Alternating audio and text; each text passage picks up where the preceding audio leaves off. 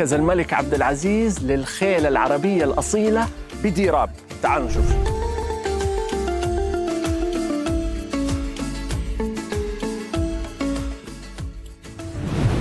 يا أهلا وسهلا. يا هلا بك. ما شاء الله تبارك الله. أين نحن؟ نحن في مركز الملك عبد العزيز للخيل العربية الأصيلة. كيف أحكم على صفات الخيل العربية؟ زي ما أنتم شايفين الشخير هذا موجود، الرأس الجميل، الذيل المرتفع، هذه جميعها من صفات الخيل العربية. أيضا الحركة، كيف الحافر يلمس الأرض. ايش بيلمس بكذا؟ بيلمس برونق خاص، بخترة خاصة في خيل العربية.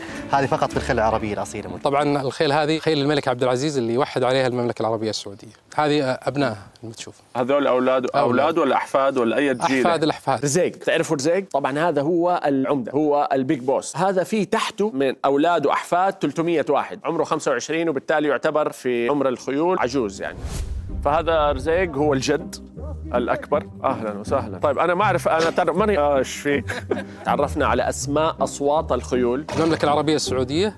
هذا اسمه صهيل، من اللي سواه مو صهيل. لا مو صهيل. واضح جهلي التام. أوكي. الخيل تشخر بعد ما تبذل مجهود. كبرياء يعني. الكبرياء. وهذا الشخير اللي هذا الشخير. هذه من ضمن الهوية العربية. الخيل الثانية ما تعطيك نفس الشخير هذا. موضوع